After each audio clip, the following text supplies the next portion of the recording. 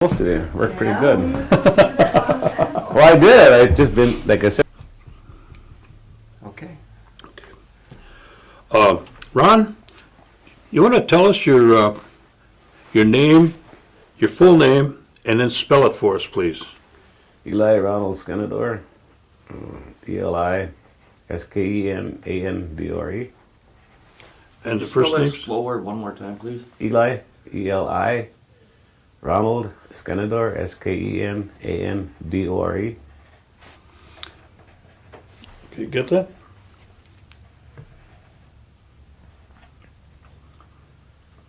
Eli is the first name. Yes. You get that, Bob? Mm-hmm. Okay. Now, give us your date of birth. July 27th, 1939. And where were you born? In Oneida here, right on Brown County. I know the location. I really don't know. I think I was born at home. And you remember where that might be? That would be, Lois, what is that called over there? Where your mom's place, where you live over there? Lane. Poplar Lane, it would be right over in that area. It wasn't called Poplar Lane then, No. but that's where I was born. Oh, okay. And give us the names of your parents with your mother's maiden name. Walter Lloyd Skenandore and Eva Metoxen. Okay. And do you remember your grandparents? Yes. Eli Skenandore and Lavinia, his wife, and my grandmother, and Lavinia, and I don't know what is it, Ida and Jemison Metoxen. Do you remember Ida's maiden name? I believe it was Skenandore. Okay. Do you remember your grandparents at all? Or, Great-parent, no. no? Okay. Did you spend any time with your grandparents? Were they still alive, or? Yes, I did. We used to go by my grandfather Eli's place, and then we'd play checkers with my grandfather and my grandmother during the day, and when we didn't have school or whatever in the wintertime. We'd spend time like that, and then he'd visit us or we'd visit him, And where did they live? I lived in West Superior over here. I don't know what's called now, that road there. They changed the name so much, Silas Drive. Silas Drive, or Silas Road. And did your grandfather have a large land or just a small At area? one time, along with just from what I hear, I don't know it to be true, but I mean, he did have a pretty good sized tract of land that, like this was in the early 1900s or whatever, but then he just rented, he had rented a farmhouse there at a farm place where he died or where he retired. What kind of work did he do? Farm work? He worked at Northern Paper Mill, Oh, he did. retired from there. And this is your grandfather now, right? Yeah, my grandfather. Okay, and your grandmother, did she work out of the home? I never recall her working out at her home, no. Now, did they have running water and electric lights? Electric lights, I don't believe there was, there was water there too. And did they speak Oneida? Yes. Both your grandparents. What about the grandparents on your the other side?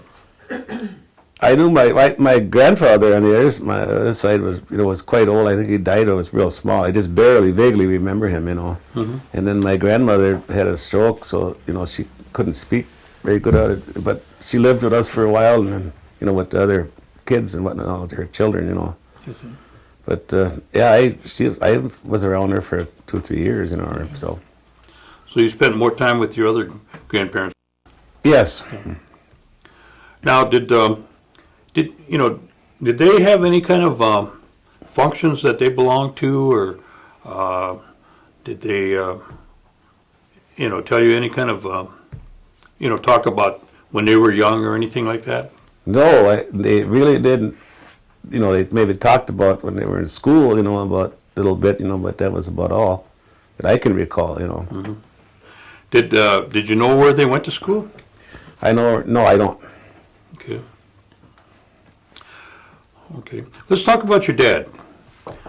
Now, your dad, what kind of physical was he? Tall, skinny? He wasn't a big man. He was just average, Yeah. average size and everything, average weight, everything. Nothing. And what do you think about him when you think about your dad? What comes to mind? I just, we were always there. It's just all I seemed like, and then other than he drank any more than he was supposed to, but other than that, it was all right. What kind of work did he do? He worked at construction that I remember, but I know that he used to be when he was before the Depression, he was a chauffeur. Oh, okay. And did he speak Oneida? Yes. He did. Okay. And do you know his educational background? I think it'd be the average for the Indians at that time. They all had to go. I think they had to go to school like a Flandreau or whatever. That part there. So they had their basic, I would say, at least grade school or maybe some high school education. So he went away to school then. Mm-hmm. Okay. All right. And your mother, what was her educational background? She went to Flandreau. How far I don't know. I would say like either 8th grade or 12th grade, whatever their criteria was. Then I don't really know what it was. And did she work out of the home? Yes. What did she do? She did. She worked over at the Town and Country Club doing odds and end type of work, cleaning and helping with the chef, cooking and whatnot all over there. On the east side? Yeah, on the east side of the pier there. Golf course there. Mm-hmm. Okay. Now, how many brothers and sisters do you have? I have 11 beside me. 11. Mm-hmm. Can you remember their names? Yep. Okay. Why don't you give us their names? Okay. The oldest was Lawrence. He passed away about a year or so. And then there's Thel and Martha, who passed away. And then there'd be Ruth, Alice, Norman. I'm getting hard here now. James, Ellsworth, myself, Eleanor, and Emily. And there's one I missed. I got Thelma. Was that 12? Is that 12? I don't know. You didn't count. Okay. I think I got them all. Okay. Now, and where are you in the lineup? I'm the youngest boy, third from I'd be the ninth one. Ninth one. Mm-hmm. So you on the younger side then. Mm-hmm. Okay. Now, you say when you were born, it was over towards the by Moore Road there. Okay. And how big a house did you have? Boy, I was pretty young. I can't really remember. All I remember is a little bit, Yeah. And when you're growing up, where's the place that you remember the best? Over here on Silas Road. On Silas Road. Mm-hmm. Okay. And is that where you started school? Yes. And what school did you go to? Highview. Highview. Mm-hmm. And with 11 of you, you must have filled up one schoolroom, right? There was a lot of kids there. I know that. And how big was big was the school at that time? When I first started, there was 2 rooms, Uh-huh. two classes, 2 classrooms. And what would you say was in each class? 20, 30 kids? I would judge that, 20, 30, 35 maybe. Yeah. What was the makeup between Indian and white? Was it pretty even, or more Indians or more whites? I think there was a little more Yeah. over there. And you walked to school from there? We started walking until the bus came. And around the house, you say you had, you remember having electric lights and water there? We had, well, 1948. That was, to ask me if my grandfather. This Okay. this was our house now, Yeah, and we okay. had 19. I remember it pretty clear. In 1948, we had Amos Christian wired the house. We had electricity then. We still didn't have water though, but we had electricity. Mm-hmm. Where did you get your water? Harry Skenandore down at the end, a little ways down the road, had a pump there. We used to get drinking water from him. I see. Then we had another place on the back where we got the regular, water for other things. Okay. And where did your mom and dad go to church? My mother went to Assemblies of God. My dad belonged to the Episcopal Church. I see. And did you go to both of them? I mostly went to the Assemblies of God. Assembly of God. Now, tell me about what a typical Sunday would be like at home. Well, with us, it was always sports all the time, so if there was a game at that time, first on the radio, then on television, we'd watch, that. And first I'd go to church, on a Sunday morning, and then we'd either play a game outside or whatever. If there was a ball game somewhere, we'd participate or whatever was going on.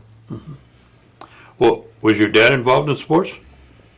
Years ago he was. See, like I said, I'm the youngest boy, and it really wasn't very active in anything, that I can recall. But I mean, I heard speak of him. He played lacrosse and stuff, things of that nature.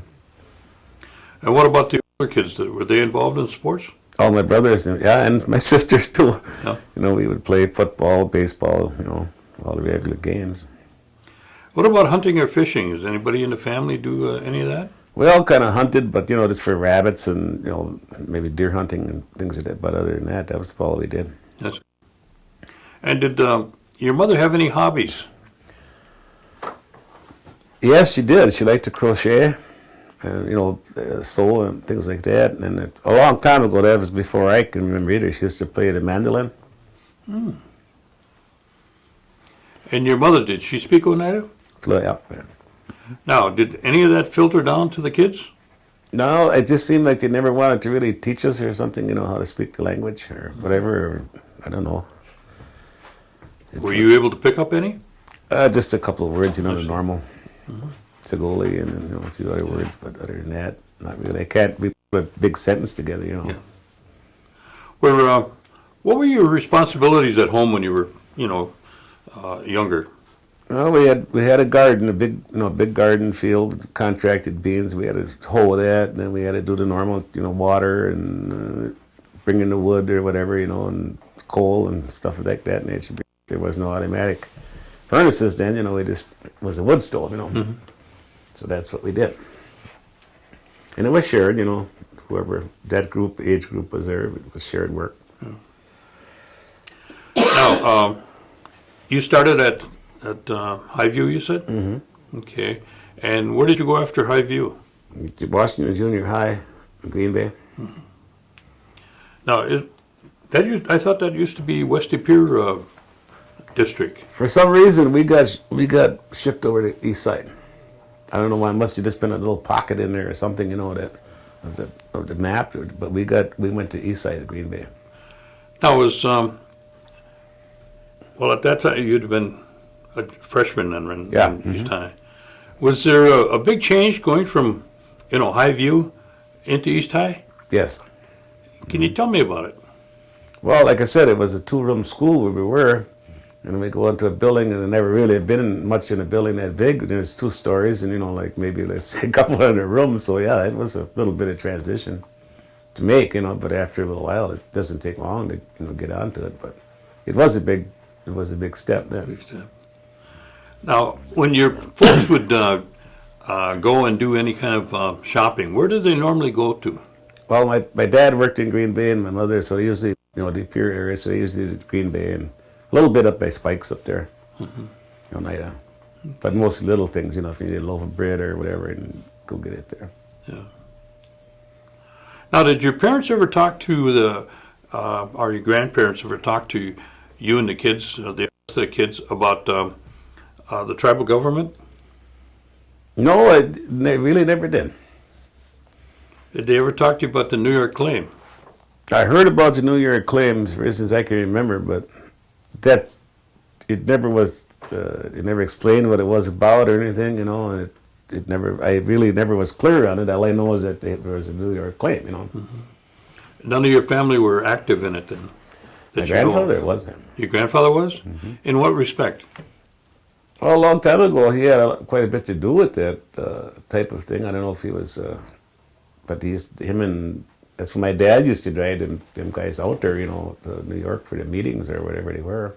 Was that what you were talking about when he was a chauffeur? Mm-hmm. Oh. But they would have like I said, this never was explained to me, and so I really kind of shooting in the dark, or what I'm assuming is what was going on. You know? Who was he traveling with? Do you remember? I think it would be Chief Hill and a couple of other guys. Yes, yeah. I don't know if they went to Washington, D.C. and New York. I believe they went to the meetings. Mm-hmm. Okay. Now, during the summer times, what kind of activities were you and the family involved in? When school was out. Mostly it was always, like I said, no work. It was right after that war, and there was so everybody more or less had to work. We had a large bean field there that we had to take care of, and then we just did swimming and stuff like that, and baseball and whatever was popular or whatever going on at the time, the sports. Did they have any ball teams around here? Yes. And was any of the family involved? Yes, all my brothers pretty much played for Oneida Mission, or there was another team that's called a CC camp over there. Mm-hmm. They played, and I think my brother Norman played over there, and I played here at Oneida Mission. Okay. What about picking cherries or picking apples? Did you ever go into that? Some of my family did. I wasn't very good at it, so I kind of went broke up there. But yeah, my older sisters and brothers used to go up, but then like I said, as soon as they could quit, it seemed like after a few years. So you didn't pick enough to make you bored? No, I didn't make enough to make my living there. So. What about apple picking? I worked for Larson's, after school. Mm-hmm. I did that for a couple of years, I think it was after school, until November or whatever. Did they have you out picking, lifting horseradish? I worked for Bischoff, Wilmer, yeah. What about setting pins? I set pins at Green Bay Packer Palladium for quite all the time I was in high school. Golf course, Oneida Golf and Riding. Caddy down there for a grand all the time while I was in junior high and high school, Mm-hmm.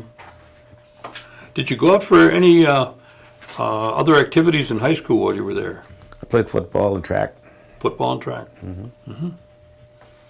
And were there any other Oneidas that were on the team? Yes, there was. I would say there was someone didn't make the team, but there was 10 of us would go out for it, to make the team. Mm-hmm. It was everybody my age, it was all in the friends of our friends little group there that played. Did they have any youth activities, when you were in high school that you would go to? Other than the sport athletic events, no. I didn't really go into that because it was always on a bus. We had to either, get on a bus at a certain time and all these were intramural or after that time. So if we had to get on a bus at 3:30 or whatever the time was and leave, So we didn't really participate in much of that. Now, were you involved in boxing? Yes. When did you start that? Was that later? Yeah, no, I did everything. I was too young, to do it, and I kind of had to lie my age a lot and whatnot all, but, because of my older brothers, were active in that stuff, so I did the same thing naturally, and so that's how I got involved in that. Were you involved in that in high school? Yes. Yeah. Mm-hmm. Where did they have the facilities to box at that time? Bodart had in Xavier Canadillo had on East Mason, right by the Elks Club. There was a 2-story building, and it was empty up there, and they had all their gymnasium equipment, punching bags and everything were up there. They had a ring up there, and whoever wanted, to come in and try out for the team, and we went there. Did Oneida have an organized team then, or No. just individuals? Just individuals that wanted to, do Wanted it. to box. Mm-hmm. Was anybody else from your family besides yourself? My brother Ellsworth did for a while. Okay.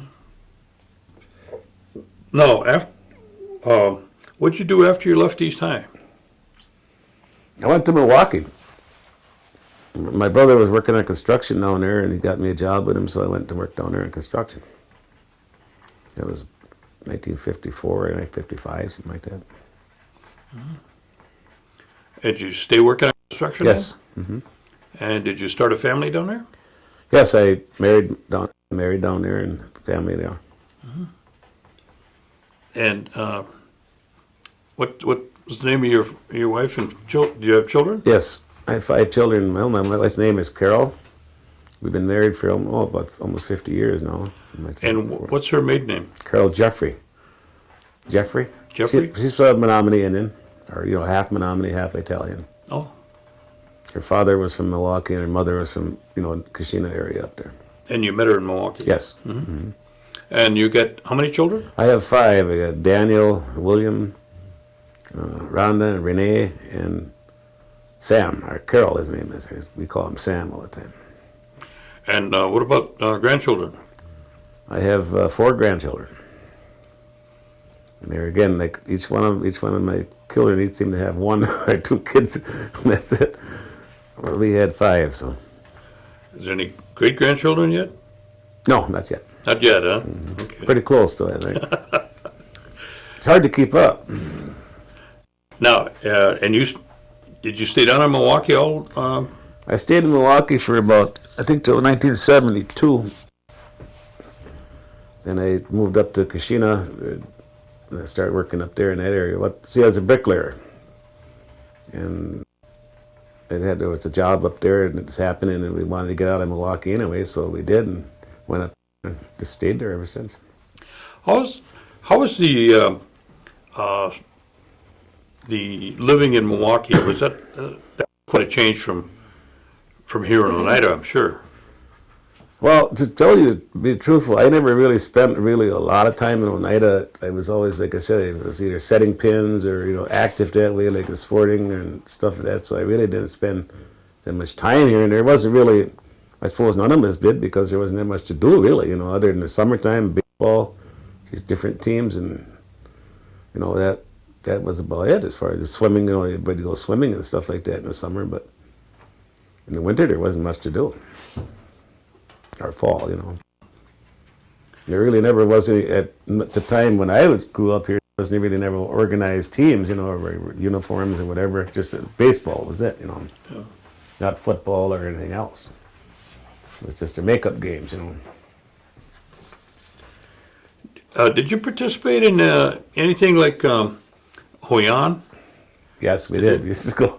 Tell me about that. Well, New Year's, we'd go to all the different houses where all the elderlies, and we'd holler, Hoyan, Hoyan, and they'd bring us in, give us donuts or some candy or whatever, they had available. And it was a good time. It was like it was our Halloween, is what it was, Did anyone ever do that down in Milwaukee? No, not that I know of. Were you involved in any kind of Indian activities down there? No. No. Did they have it? They started having different, organizations, men's clubs, and et cetera, things like that. But that was about the time when I was leaving, I see. But now I understand, that they did have some pretty nice clubs and gatherings and groups and everything. But that was after, I left there. Yes, sir. And all the while you were down there, you were doing construction work. And Yes. Bricklaying. Yeah. And then you moved. What year did you move to Kashina? 1972. 72. And that's where you have your home now? Yes. And where do you live up there in Kashina? I live on Highway 4755, right in town. Oh, right on the... Right on the highway, right in Okay, town. right by the store there, huh? Right by where the gas station, where Ryder used to have that gas station, there, right the side of it. Oh. And did you continue doing construction work up there? Yes.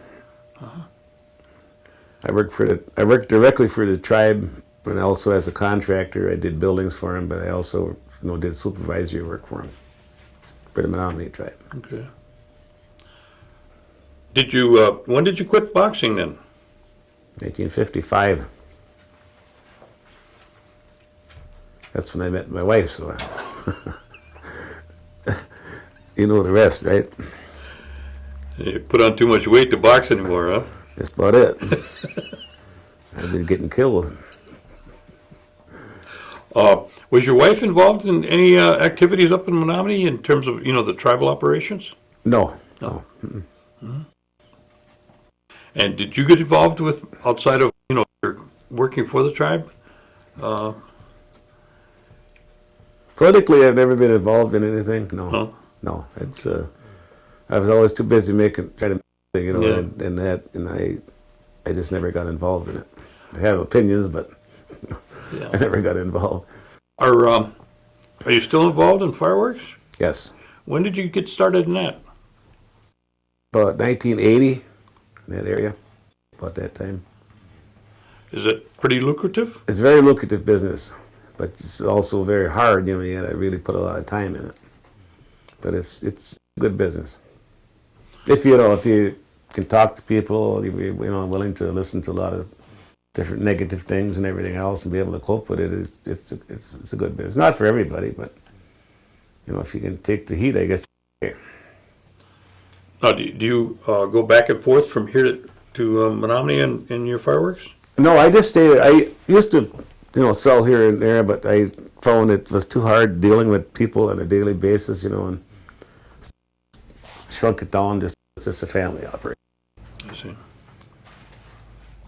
And did your children, they stay down in Milwaukee, or did they move up north with you? All the kids are up this area. I have one daughter lives here, and then the rest of them live up in Kashina, that area. I see. So everybody is pretty much around the house then, huh? Mm-hmm. Okay. All right. Now, tell me what a typical Christmas would have been like when you were young. Well, it's pretty typical, you know, like I said, everybody you listen to the radio, or, you know, there was, I keep saying listen to the radio because there was no TV, but you hear all the different ads for the toys and all that stuff, and you hope you got them. 99% of the time you didn't, but you always got something, you know. But it was always, you know, like all the kids would, and my brothers and sisters would always be home, you know. Again, like I said, I was one of the young ones, so, you know, they were all working out, or, you know, as soon as they got to work, they were out working, so most of the time everybody would come home.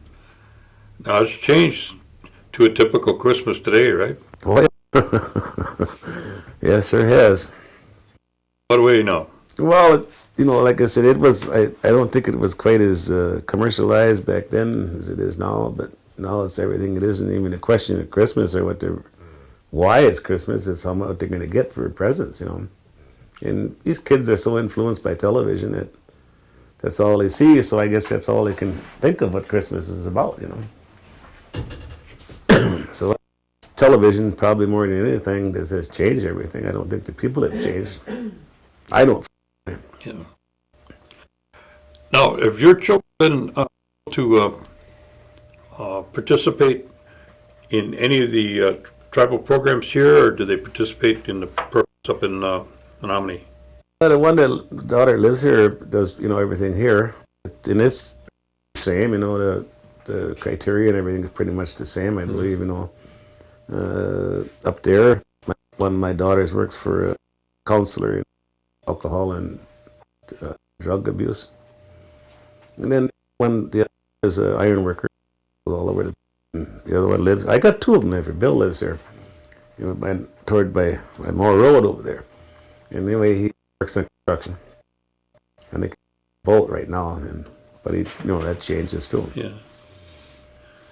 Are your children on the Menominee roll or the Oneida roll? Oneida roll. See, I'm full, and my wife is half, so they're less fourth Menominee, my children. Well, have they been able to utilize any of the educational benefits that the tribe has? Yes. Mm-hmm. Both my daughters both attended college, so it really, you know, it really helped. So it really helped then. Mm-hmm. Mm-hmm.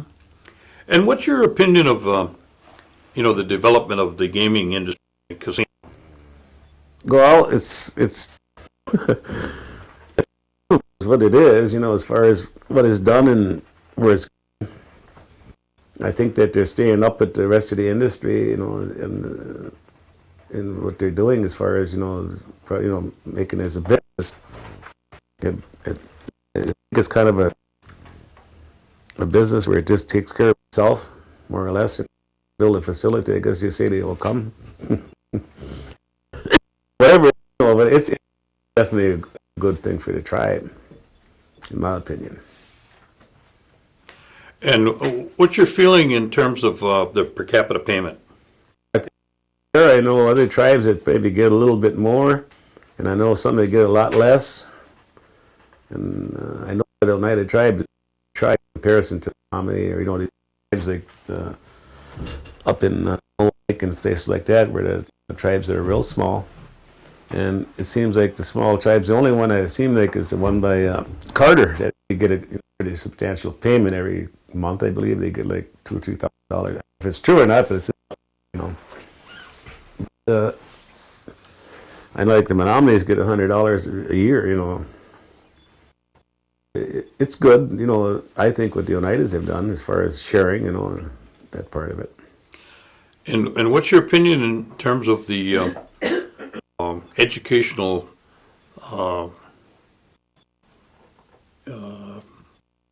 set aside for, young people that want to go to school, or anybody to go to school? You think it's pretty good, or? I think maybe people work involved because young people are so impatient with everything that don't yes today, and I know you can't say yes today, but when they're doing the application for it, I'm saying I think there are a lot more people as far as getting this education. But I know the young people are so impatient, myself, but I think that no one wants to fool around with all their red tape.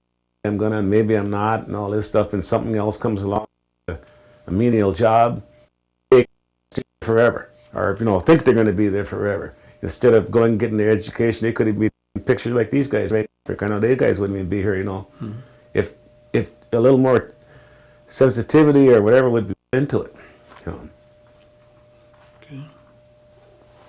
That's why I say the biggest thing I think is waiting to get an answer. Am I going to get it or not? I mean, it seems people that are that are doing administrating this thing have a lot of things they got to criteria they got to follow too.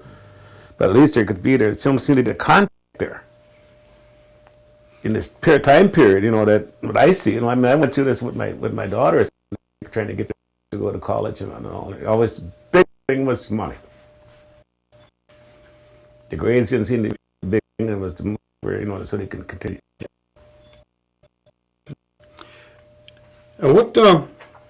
What kind of recommendations would you give to your children or to the youth of today? I would tell them an education. If I'd say offer you